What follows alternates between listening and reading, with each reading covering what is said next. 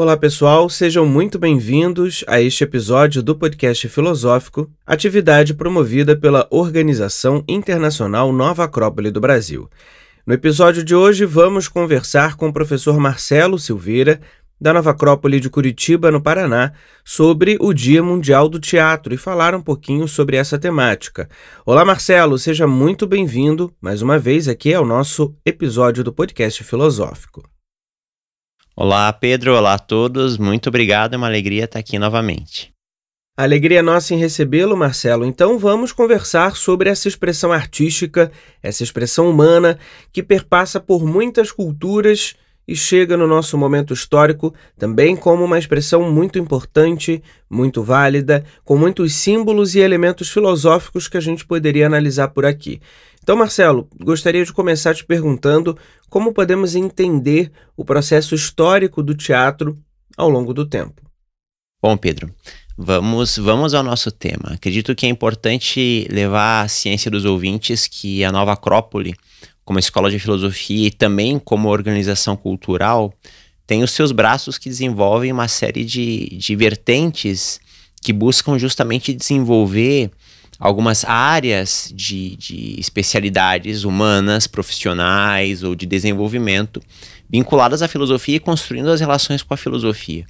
E por esse motivo nós temos um número bastante significativo de atividades artísticas, grupos de investigação e de aplicação dessas premissas. Então nossas reflexões também não surgem puramente da filosofia, senão que do encontro dessa experiência com a filosofia.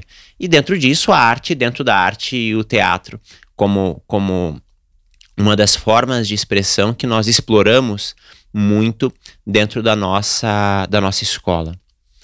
Quanto à contextualização, à origem do teatro, isso é uma daquelas perguntas que, contextualizar pode ser fácil, porém a gente sempre vai cair em pequenos ou grandes mistérios em relação a como as coisas se originaram para com o ser humano. E o que nós vamos falar está relacionado então a até onde conseguimos enxergar no passado histórico a origem dessas formas de expressão. Fato é que o que nós chamamos teatro, na forma tal como conhecemos, de um grupo de atores no palco apresentando, contando uma história para um grande público, é uma forma muito presente a partir da civilização grega, especialmente a partir do século V a.C., quando surge um período muito especial de desenvolvimento do que a gente chama de teatro grego, e especialmente dos trágicos gregos. E aí a gente tem essas figuras que nos inspiram até hoje, de Ésquilo, Sófocles, Eurípides, como os grandes tragediógrafos, mas também os grandes comediantes dessa época que souberam colocar no palco um conjunto de ideias, por vezes relacionadas aos aspectos míticos, aos aspectos simbólicos e aos aspectos religiosos da época, e por vezes também souberam utilizar esses meios para chamar a atenção do ser humano para as questões um tanto críticas que precisavam de um certo exame, sejam elas dentro do contexto individual de cada um, sejam elas dentro de um contexto social ou político, que é o que acontece especialmente dentro da comédia. Isso não significa que não existisse o teatro antes, porém com essa forma é ali que ele se consolida. Dos gregos, isso surge de uma outra forma de expressão mais antiga, que já ocorria nos séculos que antecederam o período dos grandes trágicos, desses grandes autores, que era a forma pedagógica pela qual a história e o mito, que para eles não possuía grande distinção até então, era transmitida para a população. Existiam os grupos de poetas, aqueles que compunham, alguns poucos, como um Homero ou um Hesíodo, nomes esses que talvez não se relacionem diretamente a alguém, mas a um conjunto de pessoas, né, e a toda uma tradição, e aqueles poetas responsáveis por cantar esses mitos de cidade em cidade, né? Como que trupes que viajavam de cidade em cidade, de região em região, e ali transmitiam, de acordo às características da cidade, os poemas, os mitos, especialmente partes específicas desses mitos com uma finalidade pedagógica. Era papel do poeta educador, estamos falando dos aedos e dos rapsodos gregos. Identificar quando chegavam a uma cidade, passear pela cidade, conversar com as pessoas, identificar quais eram as virtudes potentes ali, as virtudes em desenvolvimento coletivo, e quais eram os aspectos falhos, quais eram as virtudes que estavam faltando.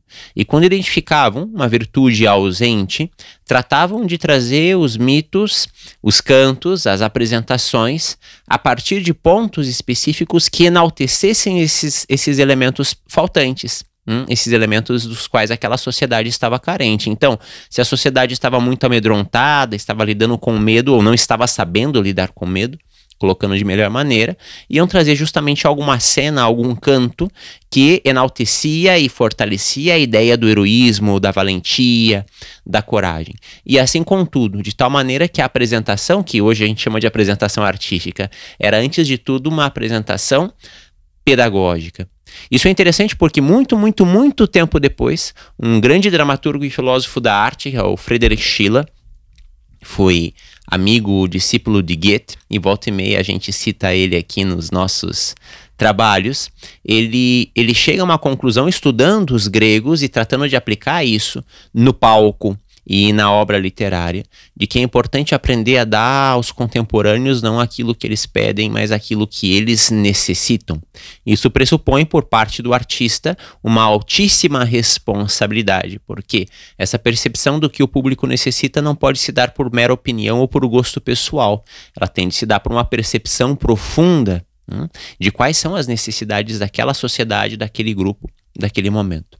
Obviamente, as coisas não aconteceram só aí, e os precedentes dessas experiências dos gregos nós encontramos especialmente na civilização egípcia, bem como em outras civilizações quase que pré-históricas no comparativo, que desenvolveram o teatro dentro de um contexto que ainda não tinha essa forma de apresentação artística, embora estivesse permeada pela interpretação e por toda o formalismo necessário a esse tipo de expressão.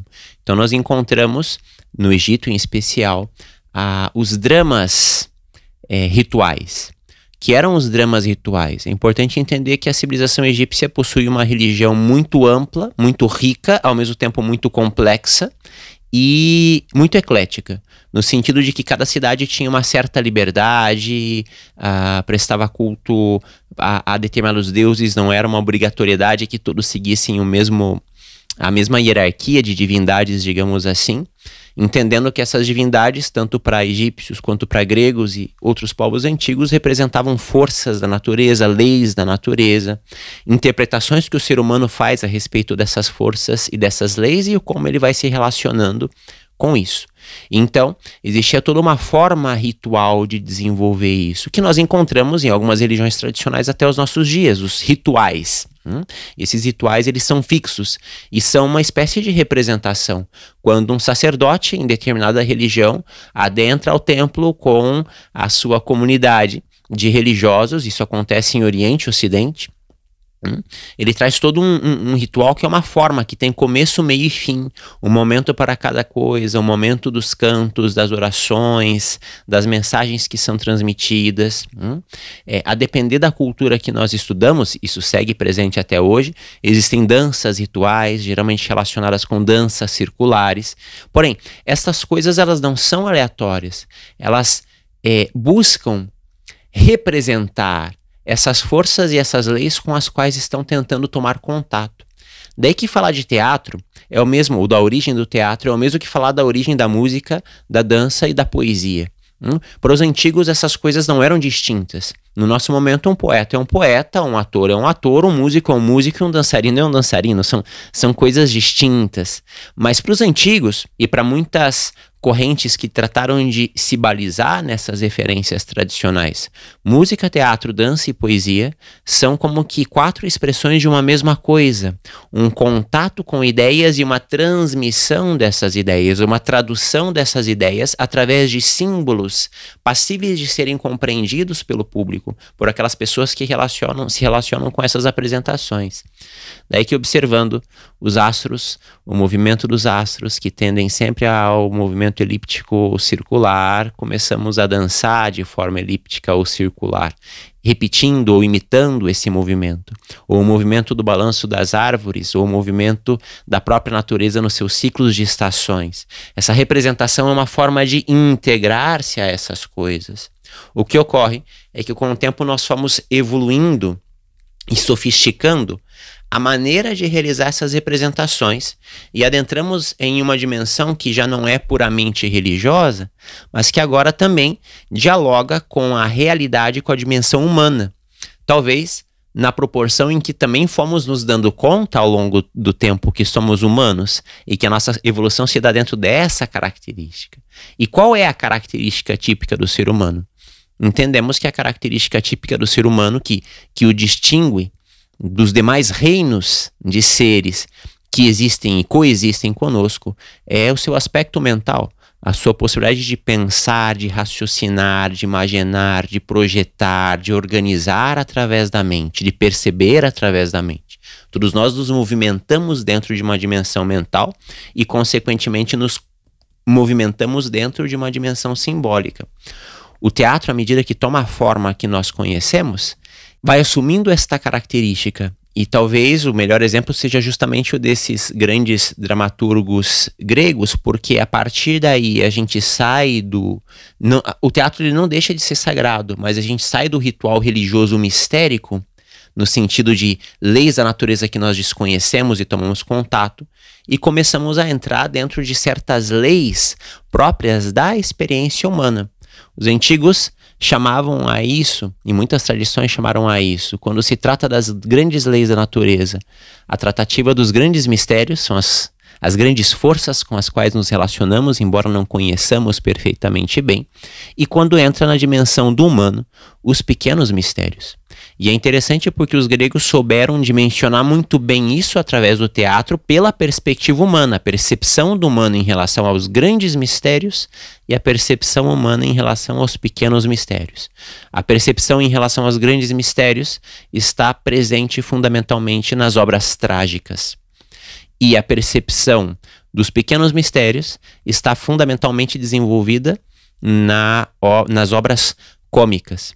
E esta percepção continuou vigente, porque isso foi se espalhando. Roma adotou a cultura helenística e depois Roma adotaram, né? Essas civilizações adotaram essas formas gregas e foram desenvolvendo essas formas gregas.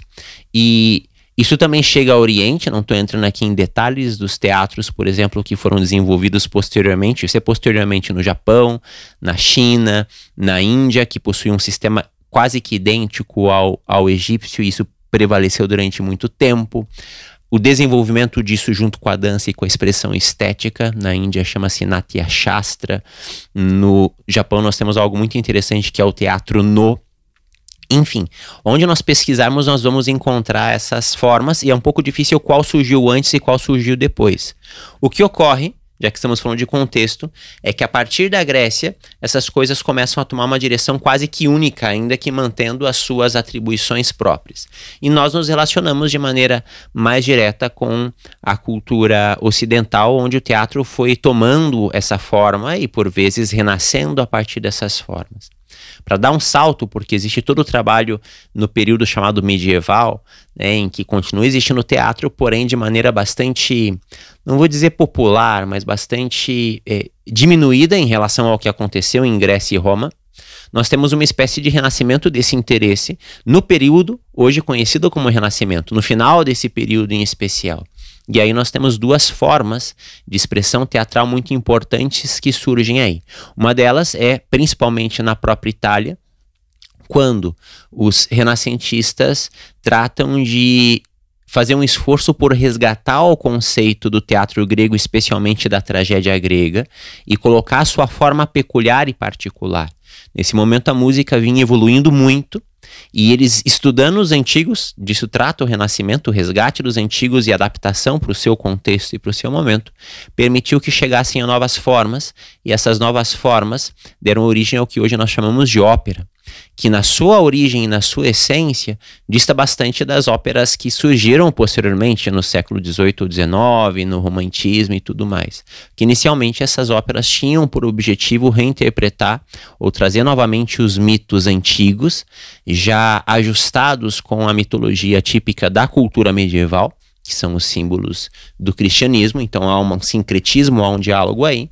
Isso dá forma a uma expressão de arte altamente sofisticada e de grande profundidade, que é a ópera com Cláudio Monteverdi, antes dele o Jacopo Perillo, que vai surgir logo na sequência. Que depois passa por uma popularização, a ópera se transforma em uma espécie de grande novela de entretenimento público, né? Perde um pouco suas características e vai ter no romantismo, especialmente em Richard Wagner, um novo resgate, agora uma nova forma. A ópera wagneriana é um tipo de música-teatro de um nível e de uma característica muito peculiar. E também há uma outra forma interessante que deriva do Renascimento, que é algo que hoje nós conhecemos como a comédia dell'arte, e está intimamente relacionado a esse outro aspecto, que é o aspecto do cômico. Surge na Itália, também tem uma grande expressão na França, e que ela é chamada de comédia de tipos, ou comédia de caracteres, né? O que são os caracteres? São as expressões de caráteres, de formas específicas de personalidade em seus aspectos exagerados. Então, uma pessoa avarenta, por exemplo, ela tem uma forma específica de expressão. E há algo de avareza em todo ser humano. A pessoa egoísta, ela tem uma forma de expressão. A pessoa curiosa, aquela curiosidade mórbida, ela tem uma forma de expressão. Isso gera os caracteres. E a comédia de tipos, ou a comédia dell'arte, brinca com esses tipos. São como que arquétipos humanos, não no sentido transcendente, mas no sentido personal, no sentido mais baixo, digamos assim, que evocam com toda a força e com muito exagero as características típicas que nós temos como humanos. O que nos leva, mais uma vez, às concepções que os gregos desenvolveram em relação ao teatro. Por quê? Porque uma maneira interessante de compreender o que foi o entendimento do teatro, dentro dessas formas que hoje conhecemos de tragédia, drama e comédia, é justamente a ideia de que a comédia é como que é aquela cena em que os deuses, ou seja, um alto estado de consciência, observa o ser humano. Desde um elevado estado de consciência, percebemos que tudo tende a se tornar cômico, e que as nossas maiores mazelas e maiores dificuldades são, na verdade, comédias, que enquanto a gente está dentro do problema, isso é um problema. É um drama ou uma tragédia para nós. Mas passado um tempo, você lembra das coisas que passou e lembra dando risada muitas vezes. Se estamos progredindo, a gente vai lembrar daquelas coisas que nos doeram no passado com um pouco de riso e humor, porque vemos que eram portas de papel, eram provas falsas ou verdadeiras, mas não tinham a dimensão que tinham, que a gente fez muita tempestade com aquelas coisas. O drama é quando a mão da divindade, segundo os gregos, ela é colocada sob a experiência humana, sobre a experiência humana. E aí o ser humano não só lida com as suas mazelas e tem que rir delas, mas começa a identificar uma vocação histórica, uma vocação de reconhecimento e aceitação das suas circunstâncias, e reconhece que existem forças, muitas vezes que não são visíveis a ele, que de certa maneira ajudam na condução desse processo, que em parte depende dele, em parte não depende dele. E ele vai avançando. E a tragédia, que talvez seja a forma mais alta e mais profunda de expressão teatral desenvolvida pelos gregos, seria algo como o momento em que os seres humanos se sentam para assistir essas forças da natureza entrando em cena. É o momento em que o ser humano assiste aos deuses, e é por isso que essas obras falam de sacrifício, de superação e também de certas alegorias que muitas vezes não compreendemos no primeiro momento porque são altamente simbólicas, e embora estejam se apresentando a partir de personagens que possuem características humanas, não obstante sejam divinas muitas vezes, na verdade essas todas representam forças ou leis da natureza cujas bases muitas vezes desconhecemos. E aí essas formas foram se desenvolvendo com altos e baixos, e a gente tem até hoje muitas delas bem desenvolvidas. O fato é que, naturalmente, a partir da ascensão de novas tecnologias, né, com o cinema em especial, no começo do século passado, nós temos uma transposição da forma teatral para essa nova figuração, que é o cinema. E algo muito interessante que você observa nos primeiros cineastas e ao longo das primeiras décadas do cinema, que o cinema emula, né, ele copia o teatro e dá novas possibilidades ao teatro em função de que, primeiro, você não precisa de uma nova interpretação a cada vez que vai assistir. Isso, de certa maneira, congela a interpretação e permite a utilização de alguns recursos que no teatro em si não eram possíveis. Mas é interessante ver na história do cinema como as primeiras obras são construídas com toda uma preocupação estética e, ao mesmo tempo, a partir de roteiros teatrais. Temos muitos filmes baseados em obras de Shakespeare, em outras obras antigas, mesmo dos gregos. Isso vai assumindo uma forma e vai gradualmente se divorciando da forma teatral. Gradualmente, à medida que o cinema assume as suas próprias características. E a partir daí a gente tem, embora na preparação do ator a formação seja similar, a gente tem a forma cinema, novela, enfim, e a forma teatro que continua sendo válida. E que felizmente ou infelizmente,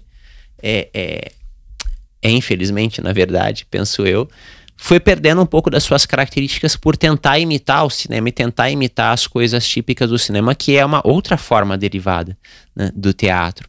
É uma outra forma de arte. E por esse motivo segue outras regras, porque nasceu um derivando do outro. O teatro deu origem ao cinema, mas o pai é o pai, o filho é o filho. São coisas distintas. E aqui estamos no nosso momento, onde muitas pessoas amam o teatro e continuam explorando isso, tanto no aspecto prático quanto no participar desses processos, assistindo, incentivando, como também temos uma grande decadência em muitos aspectos, no aspecto de, muitas vezes, as peças teatrais não buscarem um sentido, né? Para algumas pessoas, a peça não precisa necessariamente contar uma história, ou não precisa ter um sentido específico, basta que eu faça uma performance. E é que, é óbvio, há coisas diferentes, é uma questão de compreensão. Uma coisa é uma obra teatral, dentro da qual ocorrem performances específicas, outra coisa é a performance, né, pura, ou o improviso puro, ou outras coisas são colocadas no palco que às vezes chamamos teatro, mas em essência são uma pequena parte do grande conjunto de elementos que constituem o que nós chamamos teatro. Bem, Marcelo, gostaria então, já que você falou desses elementos que compõem o conjunto teatro, de todas as suas maneiras de expressão, como você bem nos colocava, me ocorreu que elementos como o ator, o personagem, o autor, o palco, a interpretação, são elementos que perpassam o teatro ao longo da história. Essa é a minha afirmação, mas gostaria de saber se ela realmente se confirma, ou seja, se esses são realmente elementos que perpassam ao longo da história do teatro, e se sim, como podemos refletir sobre cada um desses elementos ou o que eles representam do ponto de vista simbólico para a experiência humana. Um ponto que nós sempre vamos encontrar em quem se dedicou a pensar o teatro e a apresentação artística de palco, qualquer atividade artística de palco, desde dentro, ou seja, desde alguém que vive essa experiência efetivamente, não só analisa de fora, é que existe uma unidade, deve existir uma unidade, e é trabalho especialmente daquele que dirige e interpreta no palco, promover esta unidade funcional entre a mensagem que é transmitida, o transmissor e o receptor. Bom, a mensagem que é transmitida, ela está construída pelo roteiro, e o roteiro tem um autor, né? A gente pode construir um roteiro nós mesmos, mas sabemos que o grande teatro se desenvolve a partir de grandes dramaturgos, o que chamamos grandes, aqueles que vão se tornando clássicos com o tempo, justamente porque a sua mensagem possui características de atemporalidade, não estão limitadas ao tempo. É um ponto interessante quando você lê ou assiste uma boa interpretação de Shakespeare, por exemplo, por mais que as suas peças se deem dentro de contextos históricos específicos e tragam em si, às vezes, algumas características típicas da época em que ele viveu, porque ninguém está alheio às marcas da sua época, as características da sua época, as mensagens tendem ao atemporal. O mundo da magia e do conhecimento e da superação dos nossos desejos de vingança, ou de egoísmo, ou de superar um orgulho ferido, nós encontramos claramente quando tomamos contato com A Tempestade, que é uma das últimas peças, por exemplo, de Shakespeare. E ainda que ela possua certas características que alguns gostam de criticar, analise que o enredo, o fio que conduz a história. Então, na Tempestade, nós temos isso da reconciliação, que é uma experiência tão necessária ao ser humano em todos os tempos e vai continuar sendo. Ou, quando tomamos contato com Hamlet, por exemplo, né, há todo um aspecto filosófico profundo de reflexão em muitos dos personagens. A relação de percepção com o drama da vida, com o fado, com o destino que é inevitável. E aqueles momentos de quase apogeu de consciência, quando uma Ofélia diz: sabemos aquilo que somos, mas não aquilo que podemos ser. É como que se o dramaturgo emoldurasse com a história mensagens específicas necessárias ao ser humano, importantes ao ser humano em qualquer época e lugar. E aqui eu poderia ficar citando vários exemplos de Shakespeare e de outros autores, porque isso é realmente muito especial. A gente acaba tomando contato com muitos desses elementos. Então, aquele que é o responsável pela transmissão é o dramaturgo. Quando se escreve um roteiro, o roteiro ele não pode ser escrito aleatoriamente, só para contar uma história. A história, dentro dessa perspectiva, ela tem uma mensagem ou um conjunto de mensagens que vão ser transmitidas de tal maneira que o ator que interpreta e o público que assiste essa interpretação não saem dessa obra, não saem do teatro da mesma maneira que entraram. Aqui está o aspecto pedagógico do teatro, é um ponto muito interessante, que os gregos tinham esse objetivo, e os romanos também. Você não sai daquele ambiente da mesma maneira como entrou. Há um processo de transformação. Aquela mentalidade da arte pedagógica dos gregos continua presente quando nós trabalhamos com os grandes dramaturgos, com os grandes atores, com os grandes teatros. Por outro lado, né, enquanto existe esse ser invisível que é o dramaturgo que transmite a mensagem, é o compositor, é o criador, geralmente essas pessoas, esses criadores são em um número reduzido, são em um número menor, né, e geralmente são geniais. Por outro lado, nós temos o outro polo, que é o público que assiste essa interpretação. E a maneira como o público tem de tomar contato com a mensagem do dramaturgo, a mensagem do gênio, é através da interpretação dessa obra. Então nós temos um polo, digamos assim, ativo, que é aquele que transmite a mensagem, é o dramaturgo, e nós temos um polo passivo, nesse contexto, que é a plateia, que efetivamente fica passiva ante aquilo que lhe é apresentado. E bom, nós temos um elemento intermediário, tal como um Hermes ou Mercúrio na mitologia grega e romana, né? Que faz o contato entre uma e outra realidade, entre o mundo dos deuses e o mundo dos homens, digamos assim. E esse é o ator, ou o intérprete, porque esses mesmos princípios funcionam para música, para dança, né? Para tudo que vai para o palco. O intérprete é o elemento intermediário, que tem como função, por um lado, compreender a mensagem do autor, compreender a mensagem do dramaturgo, da obra que ele vai interpretar, dar vida a ela, encarnar essa ideia e transmitir isso para o público, que é o elemento receptor. Ora, que ponto interessante nós temos aqui quando conhecemos um pouco da perspectiva que extraímos dos gregos sobre a maneira como o ser humano se relaciona com o mundo e se manifesta no mundo.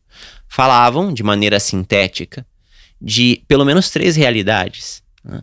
Uma que chamamos nous, e podemos relacionar ao que habitualmente se chama de mundo espiritual, ou de eu superior do ser humano, né? O aspecto mais alto e que daria razão e sentido para a nossa existência. E, no outro extremo, o soma, de onde o nosso conceito de somático, né, de somatizar algo, que significa o corpo, a estrutura física onde as coisas efetivamente acontecem, ou o mundo biofísico, né, do qual todos nós participamos e a partir do qual nos reconhecemos como seres humanos. E existe um elemento intermediário que conecta essas coisas e que é justamente onde está o nosso caminho de desenvolvimento, de transformação, até mesmo de evolução, que é o mundo psicológico, constituído de emoções e pensamentos. Levando em consideração essa ideia de 3 realidades ou 3 mundos dos quais nós participamos e por onde a nossa consciência transita frequentemente, e o ponto central no qual nós nos identificamos como seres humanos, que é o mundo psicológico e mais especificamente o mundo mental, nós temos aí uma relação direta. O dramaturgo, a mensagem, a peça em si, como o aspecto do nous, do elemento superior, que dá sentido à existência da peça teatral e do público que está ali presente. No outro extremo, o soma, que é o público, o elemento passivo que recebe essas instruções ou essa ideia, essa mensagem desse mundo superior, e o âmbito psicológico, mental e emocional, que é o âmbito da interpretação propriamente dita, onde se faz a tradução, digamos assim, das ideias superiores para o mundo da ação e onde se codifica também o resultado da ação para esse mundo superior. Então, dentro dessa perspectiva, autor, ator e plateia constituem uma unidade funcional. Agora, de quem é a principal responsabilidade de construir essa unidade funcional? É do elemento comunicador, é do elemento intermediário. Então, o ator e o diretor de teatro, ou o músico, o diretor de orquestra, enfim, aqueles que trabalham com o palco especificamente, têm a responsabilidade de construir essa ponte entre uma ideia retransmitida e o público que a recebe. E se assim o faz, é natural que o público saia de alguma maneira transformado de uma apresentação. Isso sempre é possível de se lograr quando se tem essa mentalidade. Não significa que outras formas, outras concepções, existem muitas escolas de interpretação da arte, estejam erradas. Não estamos julgando ou criticando as que funcionam de outra maneira, mas apresentando uma perspectiva à maneira clássica de como a arte de palco funciona e como bem poderíamos desenvolvê-la e, se é nosso propósito, deveríamos desenvolvê-la dentro dos nossos âmbitos. Marcelo, são muitos símbolos. É claro que esse podcast não vai esgotar todas as possibilidades de reflexão que temos. Para caminharmos para o final, então, gostaria de te pedir... É claro que muitas culturas que falam sobre a ideia do teatro, da arte, falam a ideia sobre a expressão do harmônico, a expressão do belo, a expressão dessa forma que expressa no ser humano uma consciência um pouco mais profunda, como você bem nos colocou, uma consciência de unidade. Então gostaria de, para encerrarmos, caminharmos para o final, né, desse nosso episódio, como então podemos relacionar essa ideia do teatro, da unidade que você foi nos colocando aí ao longo do nosso podcast, com essa ideia do belo, de um sentido de unidade, de um sentido de harmonia. Na perspectiva da filosofia maneira clássica, a arte ela tem por finalidade expressar o belo. E é um ponto interessante porque, se assim o é, se tomamos isso como premissa, muitas vezes essa premissa pode parecer falha, em função de que algumas obras teatrais, principalmente as tragédias, elas em essência ou num primeiro momento não parecem transmitir beleza. Quando você vê uma pessoa sendo sacrificada, sendo castigada, sofrendo o fado, destino. Qual a beleza de um Hamlet? Existem momentos de beleza na peça, mas a peça como toda é trágica. Ou um Macbeth, né? Para quem conhece um pouco das peças de Shakespeare. Mesmo de um Prometeu, do que a gente tem, né? Do Ésquilo, são doloridas. Ocorre que, se falamos de a maneira clássica, estamos falando de perspectivas nas quais os arquétipos têm uma importância. Platão é o filósofo que nos explicou de maneira mais elaborada a ideia dos arquétipos e nos fala de arquétipos do bom, do belo, do justo e do verdadeiro. E entendemos que esses arquétipos eles se expressam na sociedade, se expressam na civilização a partir de meios específicos fazendo com que cada área do desenvolvimento da expressão humana busque especificamente um desses arquétipos.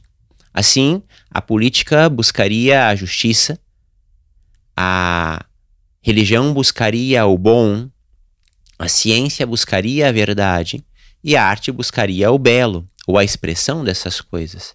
Sabemos que para muitos isso pode parecer um tanto utópico, talvez em escalas amplas realmente seja no nosso momento.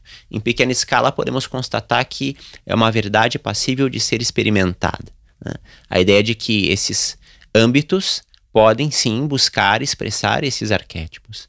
Agora seria importante levarmos em consideração que quando Platão fala desses arquétipos, ou até mesmo de uma hierarquia entre esses arquétipos, arquetipo, o tipo ou a forma primeira, aquilo em direção ao que todas as coisas estão caminhando, o seu modelo, a sua forma ideal. Não são elementos efetivamente distintos, senão que se expressam de maneiras distintas, em graus distintos. Então existe uma relação íntima entre o bom, o belo, o justo e o verdadeiro. Inevitavelmente, o que alcance ser um alcançará ser o outro. Então há beleza na justiça, há bondade na beleza, há verdade na bondade e assim sucessivamente. Quando falamos de arte como busca por expressão da beleza, inevitavelmente teremos de encontrar essa associação.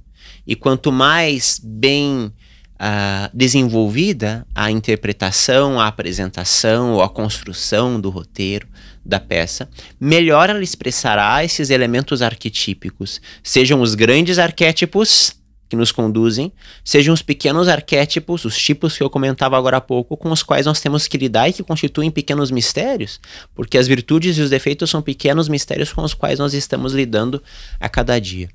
Isso gerou muita reflexão nos pensadores do mundo artístico. Eu trago, Pedro, para essa reflexão, porque me faz lembrar disso, o nosso amigo Goethe. Falei do Schiller agora há pouco e vou falar do Goethe agora. Porque ele e o Schiller tiveram um trabalho muito intenso no âmbito teatral, no Teatro de Weimar, na época do que chamamos classicismo de Weimar, e é a cidade onde Goethe estava. E no teatro da cidade, Goethe foi o responsável pelo teatro, o diretor do grupo teatral durante longo tempo, além de outras funções com que ele lidava. E foi intérprete, foi ator muitas vezes, e Schiller também, principalmente como dramaturgo e como diretor. E teve um momento em que o Goethe, preocupado com a unidade da sua trupe teatral, até porque existia muita variação, constantemente o príncipe trazia uns atores de outras cidades e o Goethe tinha que se virar com essa trupe nova que aparecia, e eram peças todas as semanas. Nessa época não tinha Netflix, não tinha TV, não tinha cinema, né? O público ia para o teatro para se entreter, para aprender, enfim, para socializar. Então era algo muito, muito ativo na sociedade da época, muito importante na sociedade da época. Ele se preocupou em escrever umas regras, escreveu um manual com 90 e tantas regras, chamadas regras para o ator, e que são elementos, num primeiro momento, técnicos, que falam de dicção, de memorização do texto, de expressão corporal, muito interessantes. Bastante interessantes, na verdade, porque vemos que as provas por que passam os atores e os artistas de palco continuam sendo as mesmas. Mas ele desenvolve, como sabemos, o Goethe é ao mesmo tempo poeta e filósofo, e tem essa capacidade de ir relacionando uma coisa com a outra, justamente porque quando se chega à condição do gênio, se chega a essa altura de consciência, entendemos Goethe como um dos grandes gênios da humanidade. Esses arquétipos, eles se confundem, eles voltam à sua característica original, em que há uma íntima relação entre eles. E aí, em uma dessas regras, ele diz: primeiro, o ator tem de se lembrar que não deve tão somente imitar a natureza, mas também apresentá-la de forma ideal. E por esse motivo, sua apresentação deve associar o verdadeiro ao belo. Não só imitar a natureza, mas apresentá-la de maneira ideal. De tal maneira que a apresentação associe o verdadeiro ao belo. O que é o belo? Dentro de uma das acepções possíveis, interpretações possíveis, o belo é a forma ideal. Quanto mais próxima do ideal, mais bela a forma se apresenta. O que é o verdadeiro? É aquilo que está presente em toda a natureza, compreendamos ou não. Há verdades em toda a natureza e nós nos relacionamos com essas verdades o tempo todo. Muitas vezes não as reconhecemos. E o que nos diz Goethe? O ator tem a missão fundamental de, na sua atividade, no ato de interpretar um papel e de contar uma história, associar esses dois elementos. Ou seja, representar no palco a natureza, que é a natureza humana, na maior parte das vezes, porém não apresentá-la apenas com verdade, aquela interpretação ultra-realista que faz com que o ator seja exatamente igual ao que ele seria no dia a dia, ao que ele seria na sua vida.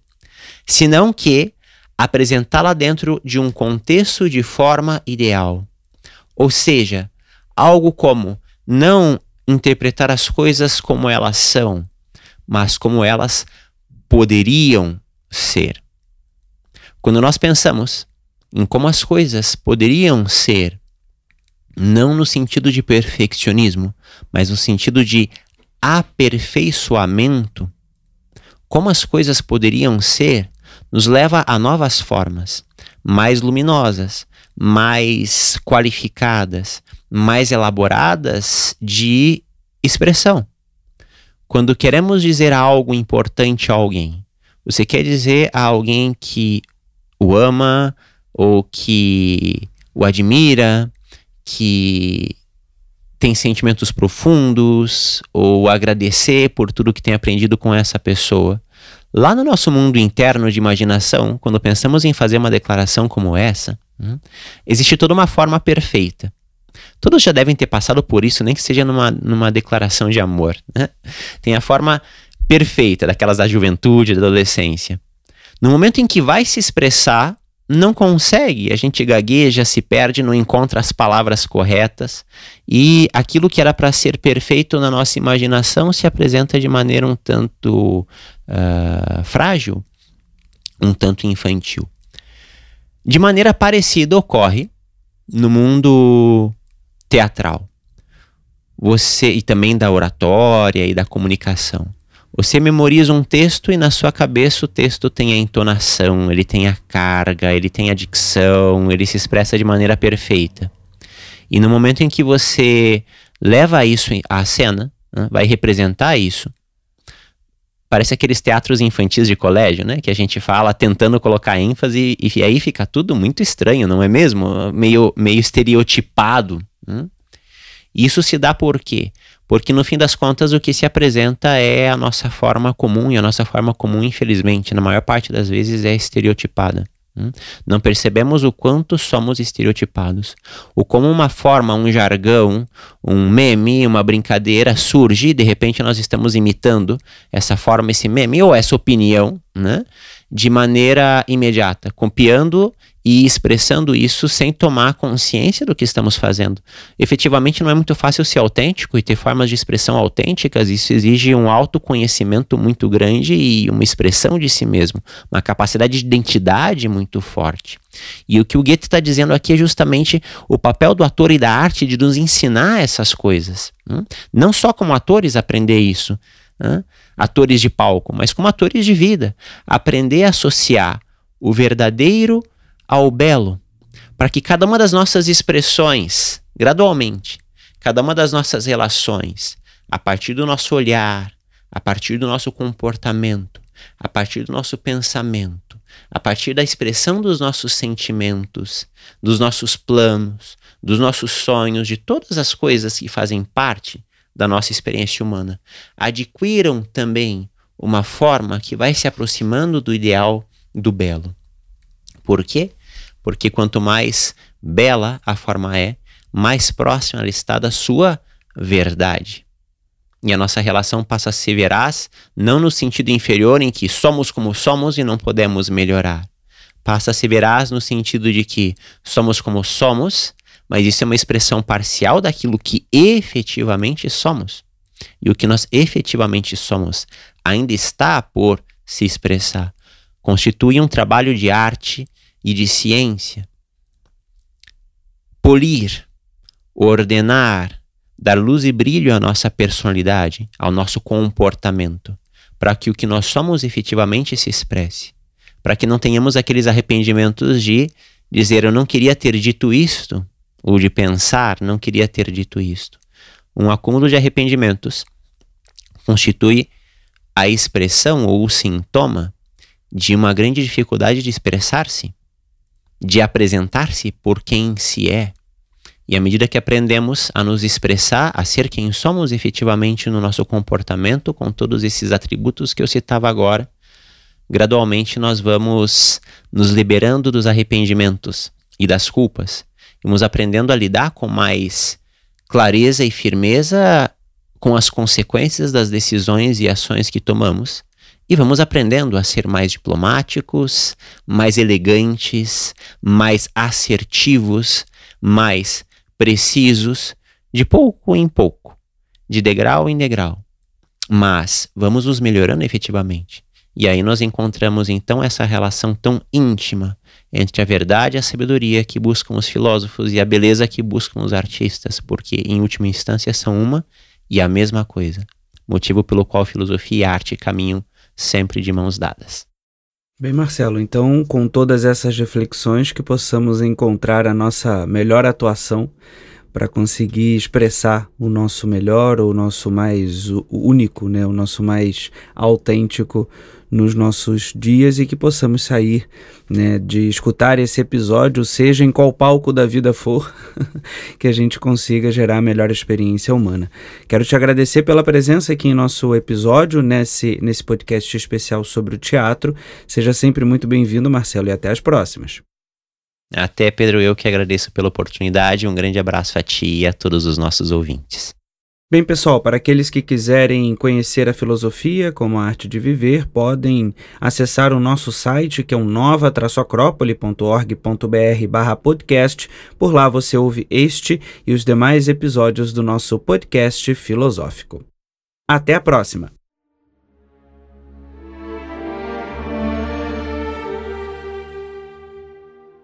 A trilha deste podcast é de autoria de Edward Elgar e chama-se Enigma Variations, opus número 36.